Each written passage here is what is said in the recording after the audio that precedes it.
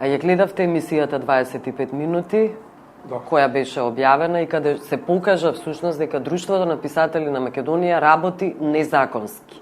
Има два статути, еден е поднесен до Централен регистар, а другиот објавен на сајтот на Друштвото на писатели на Македонија, а во меѓувреме е суспендиран и избришен сајтот на Друштвото на писатели. Да, сосема случајно е. Но оно што го знаевме ние како членови на Друштво на писателите беше тоа дека е тој статутот од 2009 година.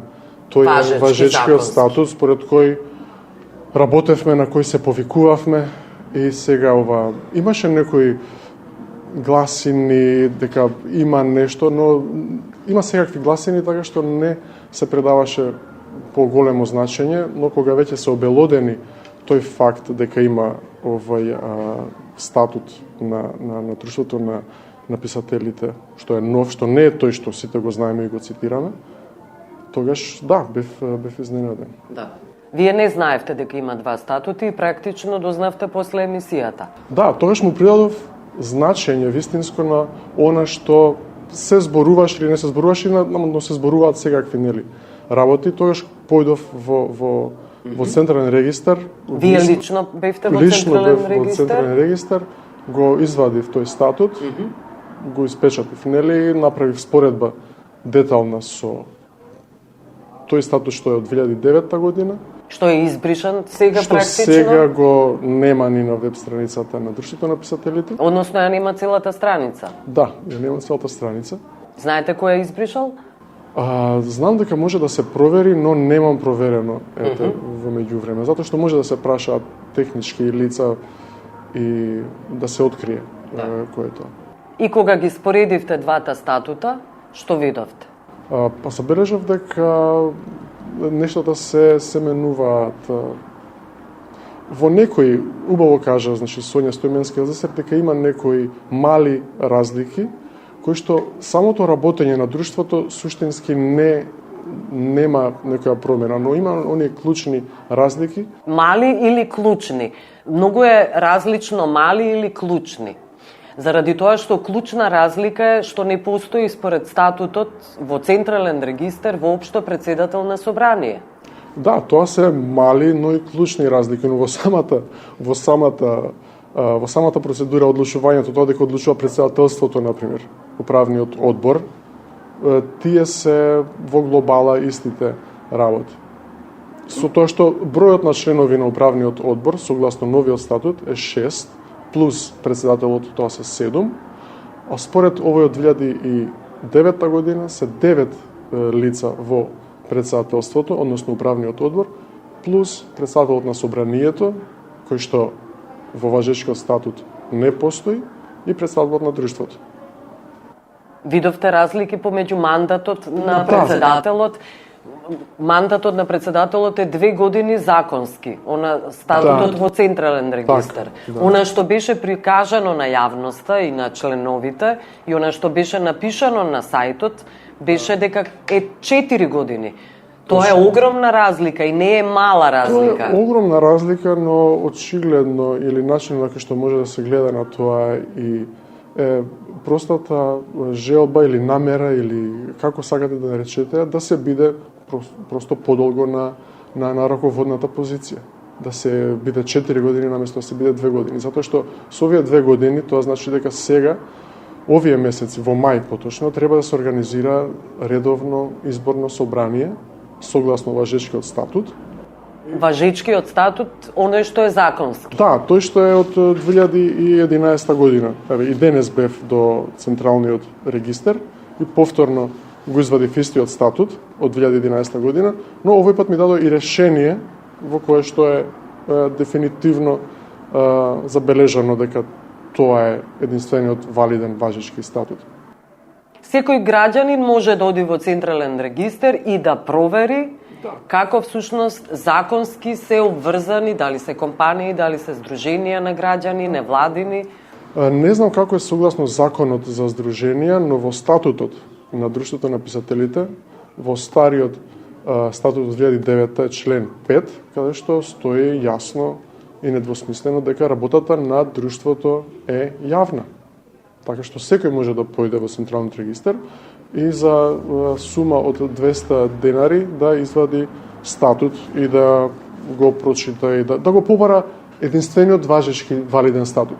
Така вработениот е многу љубезен, таму може и да одржи кратка лекција за тоа зошто и како е тој единствениот важечки статут. И да даде и решение како што е ова решение за последниот важечки статут. За неколку дена ви го дадоа, предпоставувам. За 15 минути. За пола сат, 15, зависи, денеска беше за 15 минути, претходно беше за 1 час. Значи, секој член може практично од Друштвото на писатели Македонија да се увери дали законски работи друштвото. Но не мора да е член. Може да биде... Може било кој граѓанин, но сега говориме за Друштвото на писателите. Вие предпоставувам дека ги советувате доколку сакаат лично да се уверат и да одат до Централен регистар. Па, советувате е малку предежок збор. Едноставно укажувам дека препорачувате? Да, ние сме здружение, нашата работа е јавна, секој треба да има увид во важечкиот легитимен статут за да знаеме како да постапуваме понатаму. Добро. Христо Петревски, кој е председател на Друштвото на писатели на Македонија, на Facebook објави дека не е вистина дека постојат два статути, дека единствениот важечки всушност е од 48 година, така напишал. Не, од 98. И од 98. Да, но и да стоеше 48 немаше да има голема разлика, затоа што и тоа може да се очекува. Грешка 98 година. 98 година, но од тогаш законот за здруженија е сменет 2 или 3 пати. Еве го и законот за здруженија, тука може да провериме.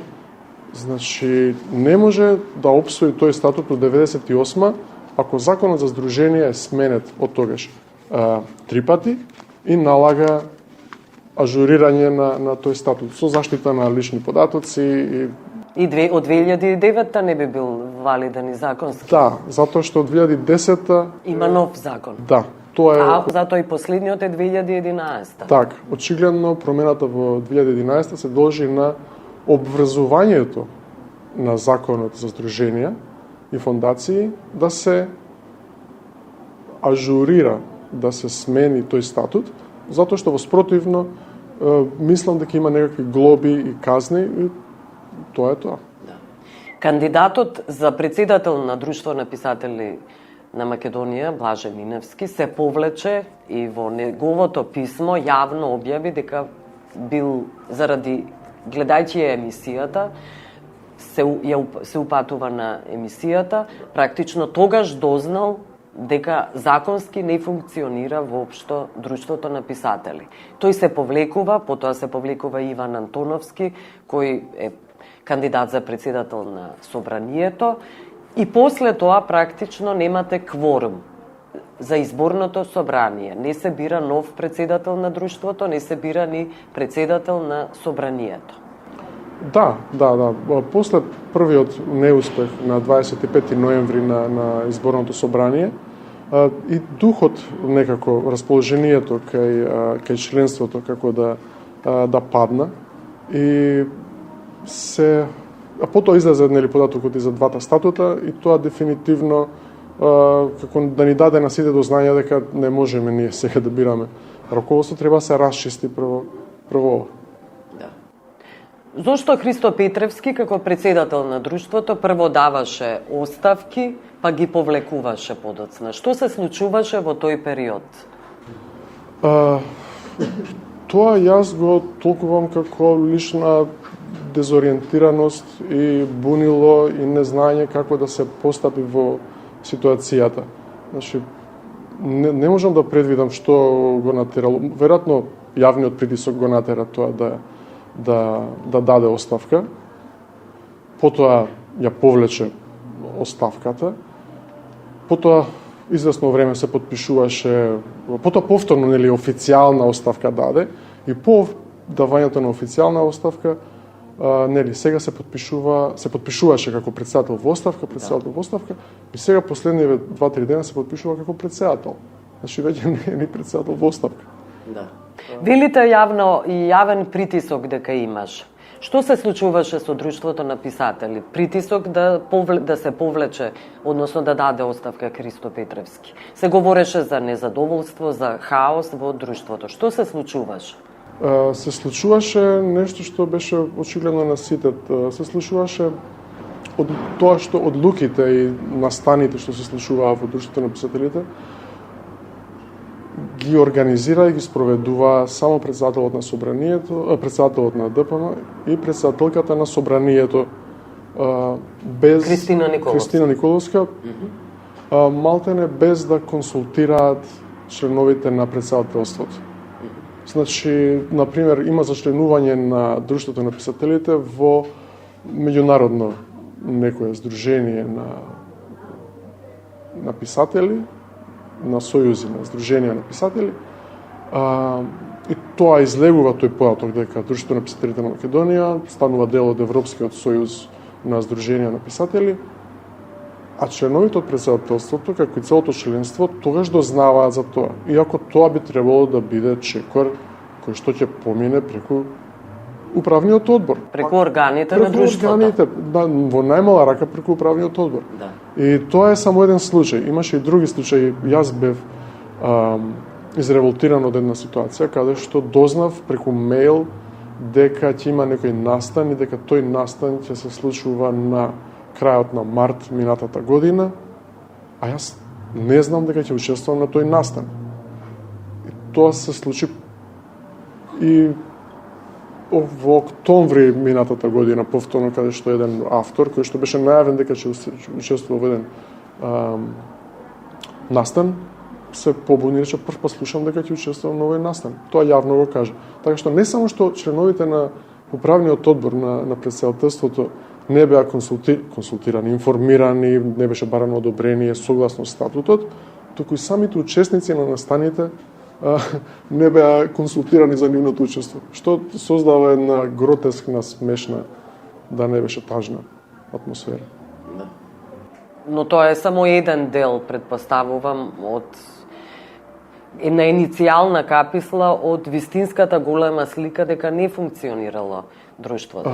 Членовите на претседателството, значи, има толку најголем дел од членовите од претседателството има трпение и разбирање и толеранција, би можело да се рече, за сите случувања што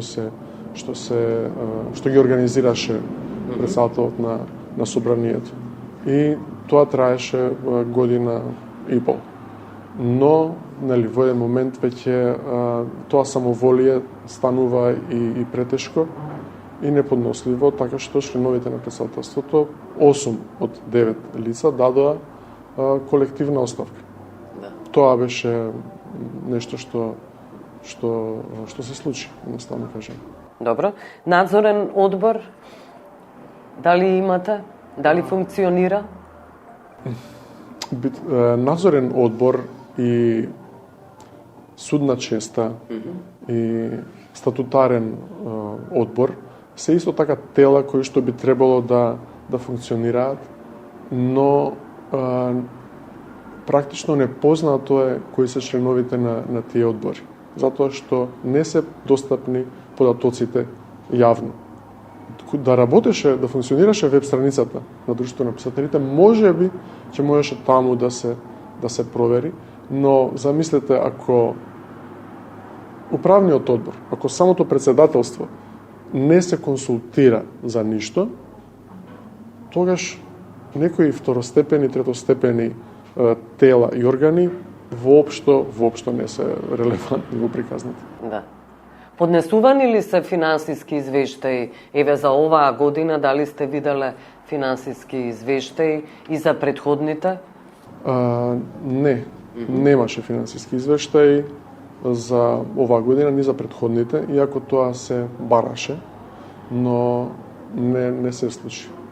Имам тука дневните редови, дневниот ред, нели, од собранието во 2022 година, кога заврши мандатот на Сонја Стоименска Елзесар, таму стои во дневниот ред точката за овој за финансиски извештај. Сонја поднесе детален финансиски извештај, поднесе и текстуален извештај за сите настани и слушувањата, но оваа година, изминативе 2 години не сме имале ни еднаш ни финансиски извештај, ни собрание. Редовно обврзани сме ние како друштво еднаш годишно да имаме собрание на сите членови и на тоа собрание да се презентира и финансискиот извештај што е сработено таа година. Но немавме и не постоеше. И на дневниот ред кога се беше објавен сега за 25 ноември, немаше точка финансиски извештај, поднесување финансиски извештај. Но, од друга страна, тоа не значи дека имало некаква злоупотреба или малверзации. Може би во Централен регистар биле поднесувани. Но тој мора да има отчетност и пред членовите. Да, немаше апсолутно никаква отчетност ни пред членовите, ниту па соработка со управниот одбор, со претседателството поточно. Добро, вие сте сите интелектуалци. Како е можно да има вакви манипулации и злоупотреби и вие воопшто да не знаете што се случува?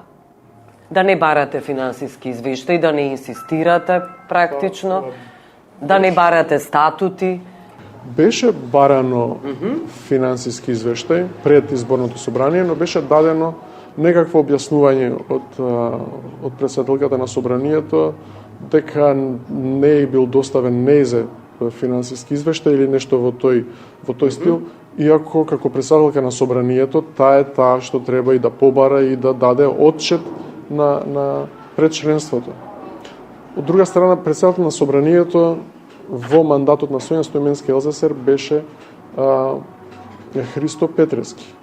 Така што тој тогаш требаше во 2022 година да даде да образложи по таа точка како се работело, што се работело, но ни тогаш не се случи ништо.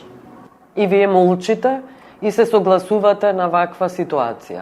И на вакви состојби со години? Ако треба сега да зборуваме за тоа кој молчи, кој не молчи, мислам, јас не молчев, не можам да кога велам вие, говорам за членовите на друштвото, не на вас. Ние сега имаме интервју практично. Јасно, да разбирам. Да речеме дека се има разбирање кон туѓите способности и капацитети. И тоа е некоја мудрост, можеме да речеме, која што, ние сме мала заедница и имаме разбирање едни за други, така што сега имаме и статут од 2011 година, но имаме целосно разбирање за постојањето на тој статут и гледаме, го прифаќаме како единствен валиден и гледаме како да се надмине ситуацијата. И како ќе ја надминете? За да се расчисти и да почне друштвото да функционира на вистинскиот начин. Кој е вашиот план како да се надминува ситуација и да започне вистина функционира друштвото? Па вака, ако се прифати ова, треба да се прифати, односно мора да се прифати тоа дека овој единствен валиден статут е од 2011 година, значи дека двегодишниот мандат на Христо Петрески истекува во мај оваа година. Значи на сега треба во наводници да решаме изборното собрание, продолжувањето што беше на 27 јануари пред минатата сабота. Самиот Христо Петрески даде предлог да се одржи изборно собрание во мај оваа година. И тоа беше една точка на која што ни се поклопија сваќањата за тоа како може да се настапи. И така што верувам дека ќе се разговара со него, затоа што тој е единствената валидна фигура, односно на позиција, што е, иако е во оставка. Иако знаел дека постојат два статути, вели дека не е точно дека нема статут од 2011. Да, иако го вели тоа, значи го надминуваме се до тоа, не прашуваме како, зошто, како смело, што смело, и гледаме да бидеме конструктивни, а конструктивноста е таа дека се прифаќа тој статут од 2011 година и се... Ќе работите по тој статут? Ќе работиме по тој статут. Тој статут има недостатоци. И може и нов да се разбира да изгласате. Така, значи штом се обезбеди кворум за собрание, може да се во меѓувреме да се подготви нов статут и тој статут на самото собрание да биде изгласан. Да.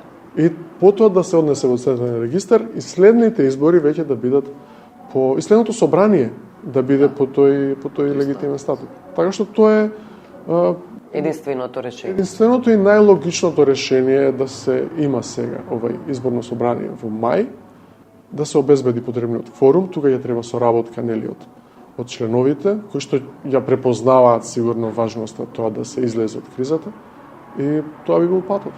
Да. Добро, ви благодарам за овој разговор. Ви благодарам за можност.